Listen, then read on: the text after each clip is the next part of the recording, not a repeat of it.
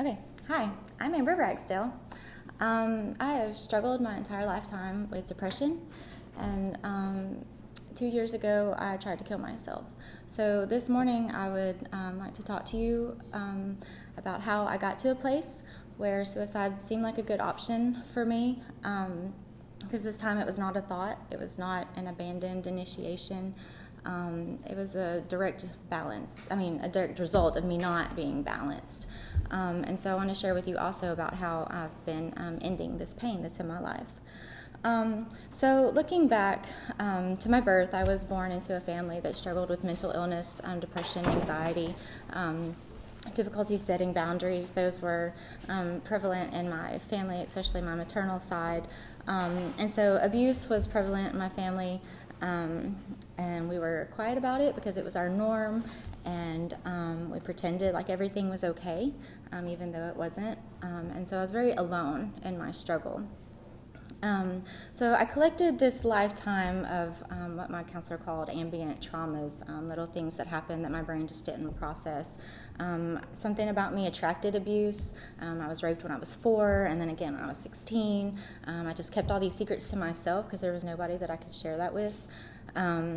When I was 15, my boyfriend and my best friend hooked up, and so that just sort of sent me, down. It was a catalyst down this downward spiral that I was already experiencing. And so I had all these unhealthy coping mechanisms that I was using, including an eating disorder and suicidal ideations, which were my only comfort, my only hope of relief. I was having nightmares, night terrors. I was waking up screaming. All of this was going on while, as a student, I was an all-A student. I played softball. I was in choir. I was on the honor roll and honor societies. I was dependable and responsible. I had jobs and a family and a household. But I really believed that my decisions didn't matter, and my best was never enough. I was not accepted by my community, by my peers, and I really, really hated being alive for a long time. So in the months leading up to this suicide attempt, my career was just taxing my mind and my body. My family was not pulling their weight. I had another marriage that was dissolving. My mother was in the hospital. My finances were plummeting. I couldn't afford my medication and the counseling that I needed to manage my mental health. And so I was spending hours of uncontrollable crying, not only at home, but in the car, at work. I would go into the bathroom and try to get it together. I would leave work sometimes I could come back, sometimes not. I left football games, music concerts. It was really significantly affecting my life. And my brain just wasn't processing all of these traumas. Normally, something happened, your brain organizes it and puts it where it belongs, and my brain didn't have the capacity to do that. And so every time a trigger would happen, I was reliving all the traumas that had happened in my past, PTSD. So I felt like a feral cat my whole life. I was cornered. I felt very stressed out, very anxious, very scared. I felt like somebody was out to get me all the time. And I was like, I just can't take one more thing, not one more thing. And so one more thing happened. It was my back. I already had a back injury, a herniated disc, and then a degenerated disc in my spine. And one day I was driving to my son's school, and the entire thoracic region in my back just spasmed, and I couldn't hold on to the steering wheel. He pulled us off the road. And from that moment on, my life was very different physically because I couldn't pick up anything heavy. I couldn't wear anything tight because I have this significant burning pain in my life. And so it seemed like a really good time to just walk away from my life. And so that's what I did. But I failed at that too. So, like physical pain alerts us that there's a problem in our body. Depression was an alert to me that there was a trouble in my mind. And I was paying attention and I was looking for answers. And then in college, I had this moment of clarity. We were in the mental health rotation this semester of college, and I was sitting in the classroom and I was reading my textbook, and I came across the word depression and started reading about it, and it was talking about excessive sadness and loss of interest and apathy and all these varied sources. Some of them are hormonal, some of them are situational, and it was describing me, and I just identified with it so much, and both, hormonal and situational were evident in my life. I've been diagnosed with PMDD, which is premenstrual dysphoric disorder. So, sometimes my hormones will change so much that it was causing behavioral changes as well. And then seasonal, also different times of the year it was worse, or, under different times of stress, it would affect me that way. So that moment was really important to me because it identified what was going on with me, and it helped me to understand that my brain wasn't processing these traumas appropriately. And I got to a place where I understood that this might never go away. It was always something I was going to have to manage. It was always something I was going to have to pay attention to. But at least then I knew what to do. Maybe the movie A Beautiful Mind. Russell Crowe plays John Nash. He's a brilliant mathematician, and he struggles with schizophrenia. And there's these three characters. One, Ed Harris, is an older man, and then a younger man and a little girl. And they were people in John Nash's life, and he experienced them. He communicated with them. They affected his behavior, his decision making.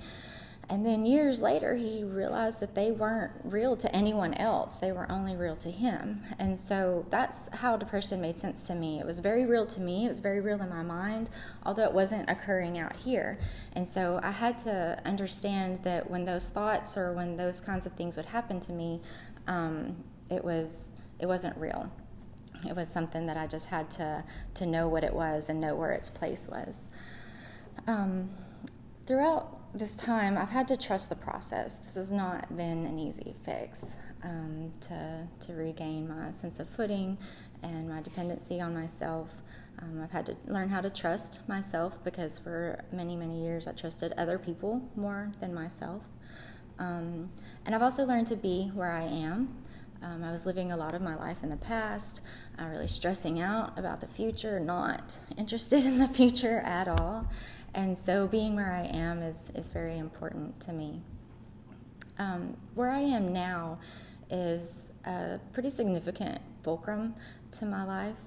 I kind of just had this visualization in my mind of, kind of an axis, and like out here is where I was born, and during this timeline, up to this is the present, and everybody else put all this stuff into my life, my family, my school, my community, everything that was put into my life, and up to this time where I tried to kill myself in the last 2 years, I've just sort of tipped that up and sort of isolated it. I've had the opportunity to stay with somebody, where I've had time to rest and heal my mind, and so I've been able to pick and choose what I need in my life and really focus on what belongs here and what doesn't, so that moving forward, I have all these things that I want, all the things that I need, and that I'm looking forward to a future out here, and that these things can't get past this place anymore for me.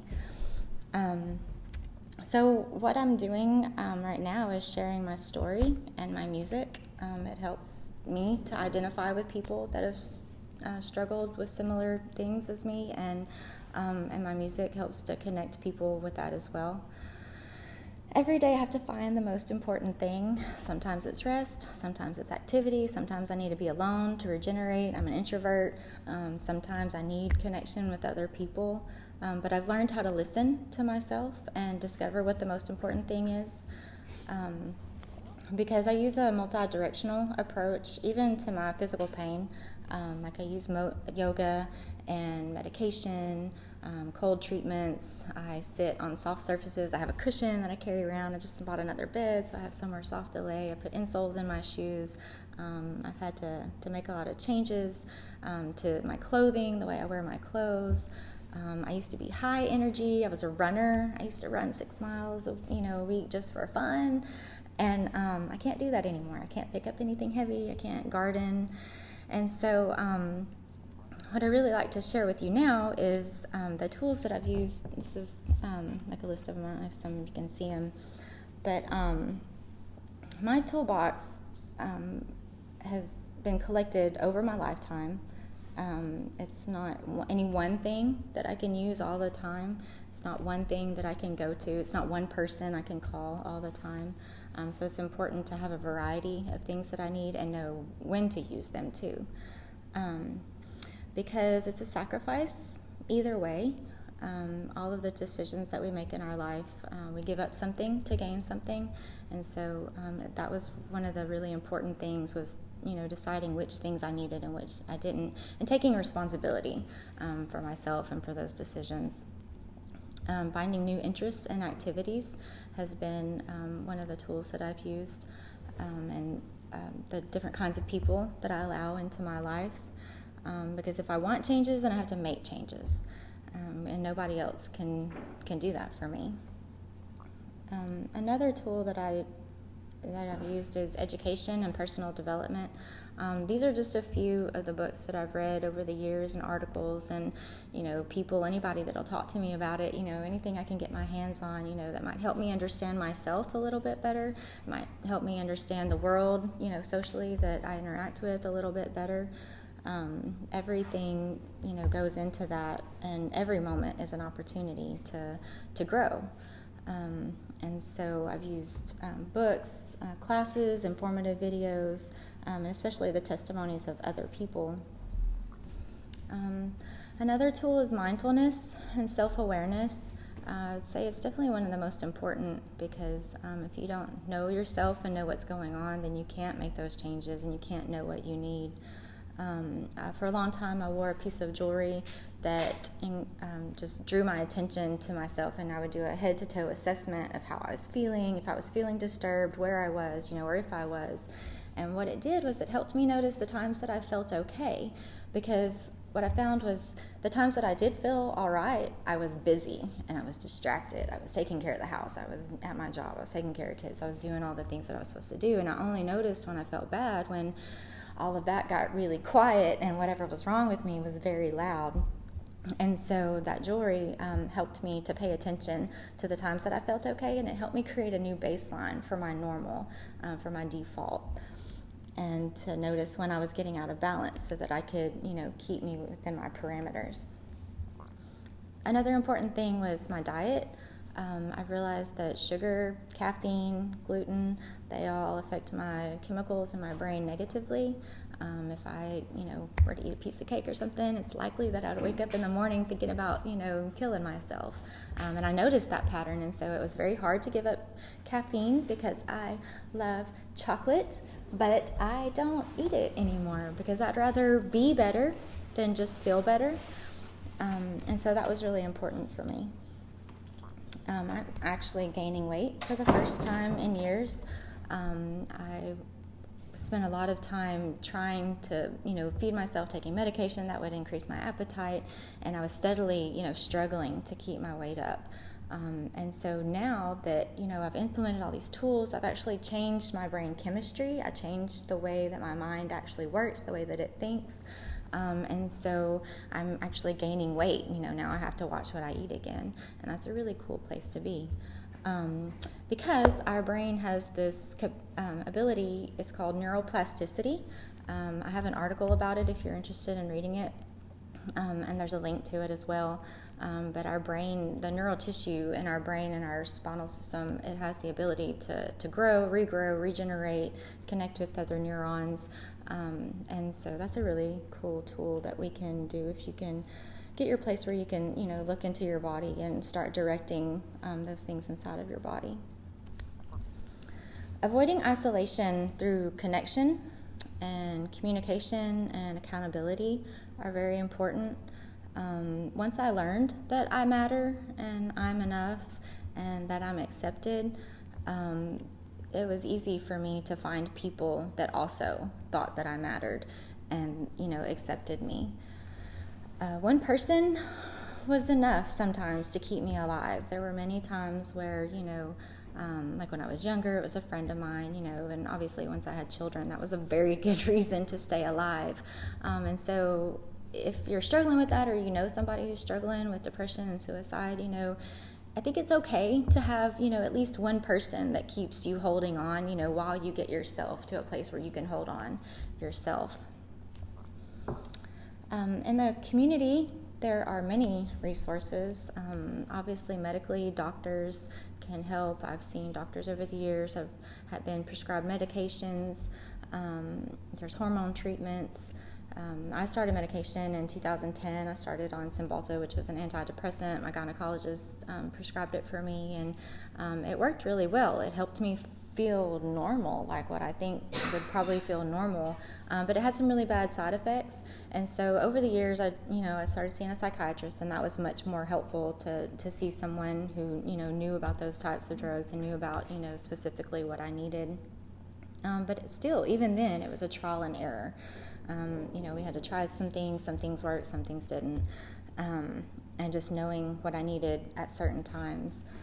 I also have an article here about a woman who, she spent the first half of her life healthy, normal, functioning, fine, and then she went into perimenopause. And so her hormones, got out of balance, and she started experiencing severe depression and started hormone treatment and was able to regain her independence.